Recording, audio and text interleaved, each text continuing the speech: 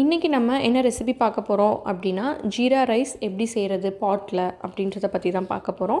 அதுக்கு நம்ம ஒரு பாட் எடுத்துகிட்டு அதில் தேவையான அளவு எண்ணெய் 1-2 டேபிள் ஸ்பூன் ஊற்றிக்கலாம். அது கூடவே 1-2 டேபிள் ஸ்பூன் நெய் சேர்த்துக்கலாம். நான் இன்றைக்கி 2 டேபிள் ஸ்பூன் நெய் சேர்த்துருக்கேன். அதையும் சேர்த்துட்டு இது சூடாகட்டும். இது கூடவே நம்ம ஸ்பைசஸ் சேர்க்க போகிறோம். ஸோ என்னென்ன சேர்க்க போகிறோம் அப்படின்னா கொஞ்சமாக பட்டை, கிராம்பு, ஏலக்காய், பிரியாணி இலை, கல்பாசி இது எல்லாத்தையுமே நம்ம இதில் சேர்க்க போகிறோம். சேர்த்துட்டு நம்ம இது ஜீரா ரைஸ் அப்படின்றதுனால சீரகம் கொஞ்சம் அதிகமாக சேர்த்துக்கிறோம். 1-1 டேபிள் ஸ்பூன் சேர்த்துக்கோங்க. அதையும் சேர்த்துட்டு இது எல்லாத்தையுமே நல்லா பொரிஞ்சு வரட்டும். ஸோ எல்லாத்தையுமே நல்லா மிக்ஸ் பண்ணி விட்டுக்கோங்க. மிக்ஸ் பண்ணி விட்டுட்டு இது எல்லாமே நல்லா பொரிஞ்சதுக்கப்புறமா இதில் என்ன சேர்க்க போகிறோம் அப்படின்னா காரத்துக்கு நம்ம வேறு எதுவுமே சேர்க்க போகிறதில்ல. அதனால் 4 பச்சை மிளகா அதை மட்டும் நம்ம இதில் சேர்த்துக்கலாம். முழுசாகவும் போடலாம், கட் பண்ணியும் போடலாம். அடுத்து 2 பெரிய வெங்காயத்தை நான் பொடிசாக கட் பண்ணி வச்சுருக்கேன் நீல வாக்கில். ஸோ அதையும் நம்ம இதில் சேர்த்துக்கலாம். சேர்த்துட்டு எல்லாத்தையுமே நல்லா மிக்ஸ் பண்ணி விட்டுறலாம். ஸோ நமக்கு அந்த வெங்காயத்தோட கலர் மாறுற வரைக்கும் இது எல்லாத்தையுமே நல்லா மிக்ஸ் பண்ணிக்கோங்க. இப்போது இந்த வெங்காயம் சீக்கிரம் வேகிறதுக்காக நம்ம கொஞ்சமாக உப்பு சேர்த்துக்கிறோம். உப்பு சேர்த்துட்டு எல்லாத்தையுமே மிக்ஸ் பண்ணி விட்டுருங்க. பாருங்கள், இந்தளவு எல்லாத்தையுமே மிக்ஸ் பண்ணி விட்டதுக்கப்புறமா இந்த வெங்காயத்தோட கலர் சேஞ்ச் ஆகிற வரைக்கும் நம்ம வெயிட் பண்ணலாம். இது ஓரளவு கலர் சேஞ்ச் ஆகிடுச்சு. ஸோ இந்த ஸ்டேஜில் நம்ம 1-2 டேபிள் ஸ்பூன் இஞ்சி பூண்டு பேஸ்ட் சேர்த்துக்கலாம். நான் இன்றைக்கி 2 டேபிள் ஸ்பூன் இஞ்சி பூண்டு பேஸ்ட் சேர்த்துருக்கேன். ஸோ சேர்த்துட்டு அதையும் அதோட பச்சை வாசனை போகிற வரைக்கும் இதோட சேர்த்து கலக்கிக்கலாம். ஸோ எல்லாத்தையுமே மிக்ஸ் பண்ணி ஒரு 2 நிமிஷம் வேக விடுங்க. இந்த மாதிரி அந்த பச்சை வாசனை எல்லாம் போனதுக்கப்புறமா நம்ம என்ன பண்ண போகிறோம் அப்படின்னா பாஸ்மதி ரைஸில் தான் இப்போ ஜீரா ரைஸ் செய்ய போகிறோம். ஸோ நான் இன்றைக்கி 4 கப் பாஸ்மதி ரைஸை அரை மணி நேரத்துக்கு முன்னாடியே தண்ணியில் ஊற வச்சு வடித்து எடுத்திருக்கேன்.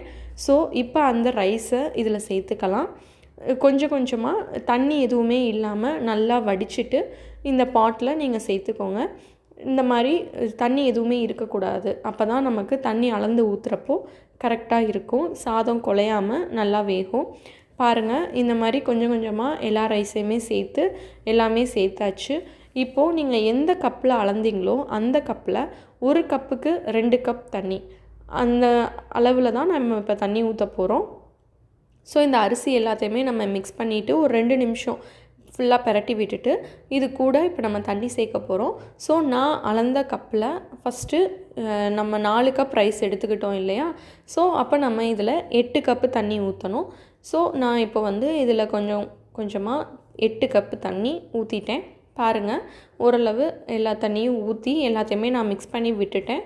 தேவையான அளவு உப்பும் நம்ம சேர்த்துக்கலாம். சேர்த்துட்டு இது எல்லாத்தையுமே மிக்ஸ் பண்ணி விட்டுருங்க. உப்பு எல்லாமே கரெக்டாக இருக்கா அப்படின்றதையும் செக் பண்ணிக்கோங்க.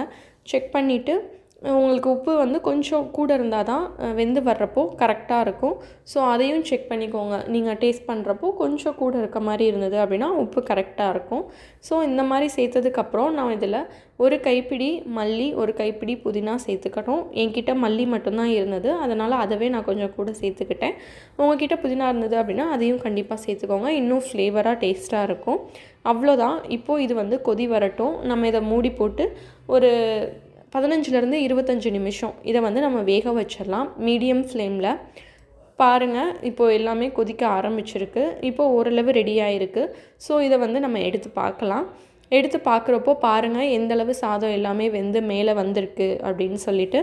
இப்போ நம்ம இதை செக் பண்ணிக்கலாம். சாதம் வெந்திருக்கா, அடியில் தண்ணி எதுவும் இருக்கா அப்படின்னு சொல்லிட்டு. பாருங்கள், எதுவுமே ஒன்றோட ஒன்று ஒட்டலை. ரொம்ப சூப்பராக தண்ணி எதுவுமே இல்லாமல் சாப்பாடு ரெடி ஆகிடுச்சு. இப்போ நம்ம இதில் கொஞ்சமாக என்ன சேர்க்க போகிறோம் அப்படின்னா மேலே கொஞ்சம் ஃப்ளேவருக்காக நெய் சேர்க்க போகிறோம்.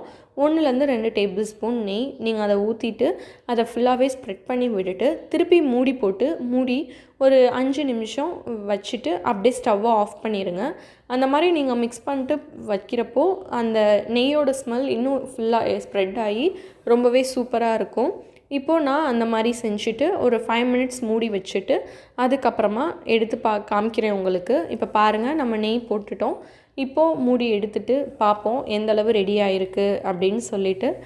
ஒரு 5 நிமிஷத்துக்கு அப்புறமா அந்த மூடியை எடுத்து பாருங்கள். பாருங்கள் எந்த அளவு எல்லாமே ரெடி ஆகிருக்கு அப்படின்னு சொல்லிட்டு. ஸோ எல்லாமே ஸ்ப்ரெட் ஆகி ரொம்பவே சூப்பராக நமக்கு ஜீரா ரைஸ் ரெடி ஆகிடுச்சு. ஸோ அவ்வளோதான், நமக்கு டேஸ்டியான ஜீரா ரைஸ் ரெடி.